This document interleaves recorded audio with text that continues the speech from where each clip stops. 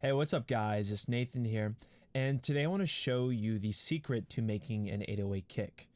Now, with an 808 kick, the first main rule to follow, and we're actually going to show you the kick first so that you can hear it, and then we'll dive into kind of how it's put together. One of the main kind of envelope features of these kicks, it allows them to sound like an 808. So we'll play the kick and then we'll dive into it.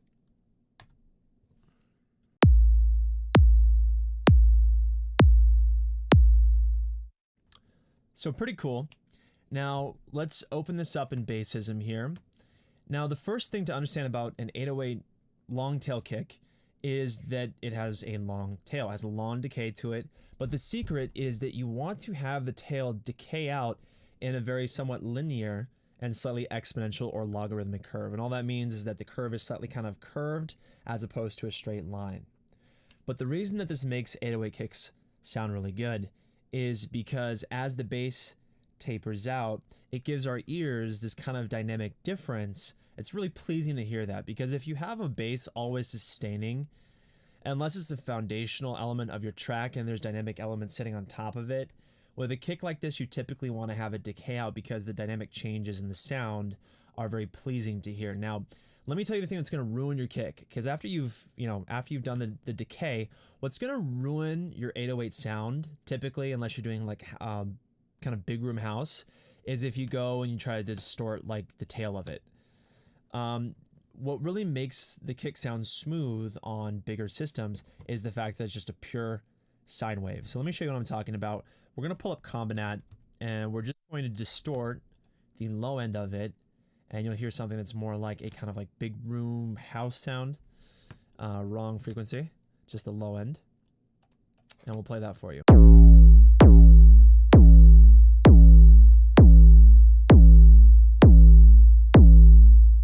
Now typically if you're going through the sound, one of the first things I like to do after distorting the low end frequencies, because you might want to do something like this, and it's actually very fun to do sometimes, but what you're going to find is that when you do distort that low end, you're going to get frequencies that you just don't need happening there.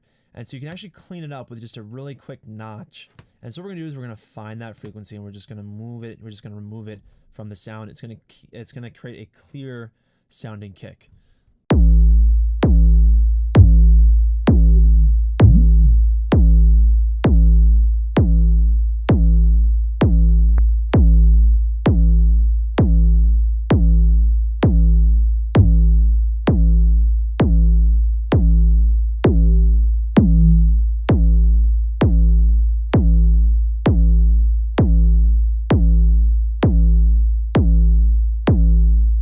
So if we A-B it now, you'll hear that there's a difference in sound. Now, whenever you're notching, it's a personal preference thing. The idea behind notching is that because your whole entire frequency spectrum is going to be occupied at some point, it's more pleasing for a listener, and especially at the mastering stage where the energy of everything gets boosted up, if there's notches in your frequency spectrum, it's going to allow things to appear as if they're louder and more defined, because you've been a little bit kind of specific with the frequencies that you don't need.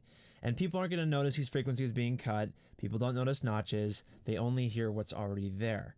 So you got to be kind of careful about what you allow to be in your mixes. So what we're going to do is we're going to play everything and we're going to A-B this notch, and you'll hear how it kind of cleans it up a little bit.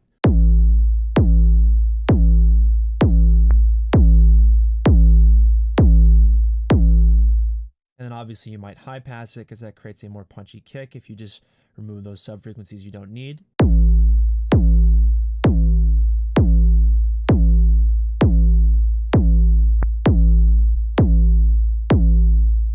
And you know, when you high pass sub frequencies like that, it allows your sub energy in your mix to be removed, and you're exchanging that for the ability to apply more limiting to your mix. Because when you cut off this low energy here, what you're doing is you're removing the sub frequency content. You're obviously getting rid of a little bit of power, but when you go to limit, it boosts all the frequencies that are left. So it actually creates a more punchy, more defined mix when you remove those sub frequencies, because you just don't need those. It sounds a lot better.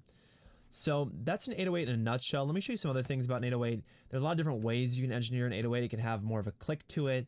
But let me show you one of the common techniques in Bazzism that's unique to Bazzism. if for whatever reason you want a more 808 styled kick. Now, the 808 has a very kind of poppy sounding attack, and what it sounds like to me is it's more like you've taken a sine wave and the phase kind of starts at like a weird point in the waveform, so you get this kind of DC-ish pop is like the best way I could describe it. So what we're gonna do is I'm gonna show you how to do that in Bazzism. All you do is just take this first point here and just drag it all the way down, and you're gonna get more of like a poppy kind of sound at the beginning.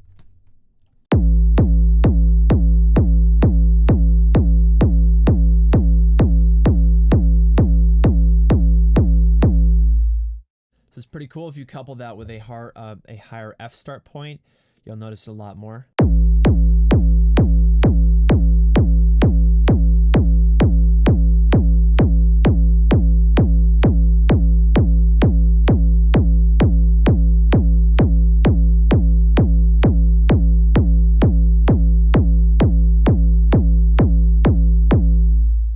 So it's really cool. It's a really cool way that you can create that pop sound. Now, if you wanted to do it a little bit more, like another thing I might do is on ascend, because I don't want it directly on the track, I would actually put decapitator. This is something I'm big about right now.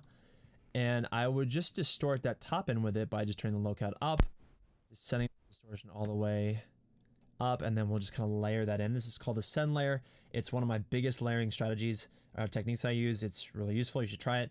And we'll just kind of layer in a top end.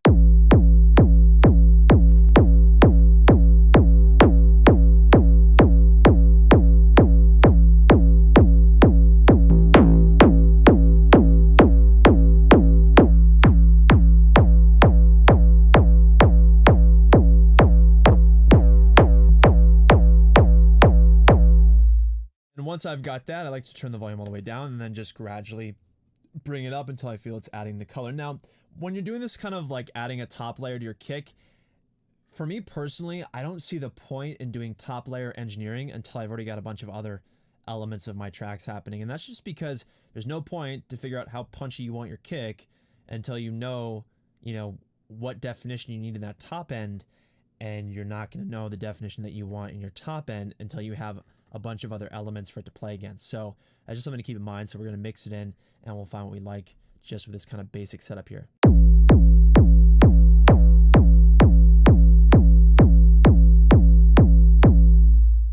And that's it. If you wanted to shape it a little bit more, you just follow it with a post EQ and you can EQ to your heart's content. And that's what I like about this send layering technique, is that if I put the decapitator directly on the track, it's going to affect the whole signal no matter how I mix it in. The send layer allows me to mix it in exactly how I want. So, hopefully that was helpful. If you guys like this video, hit that subscribe button, and we'll see you guys next time.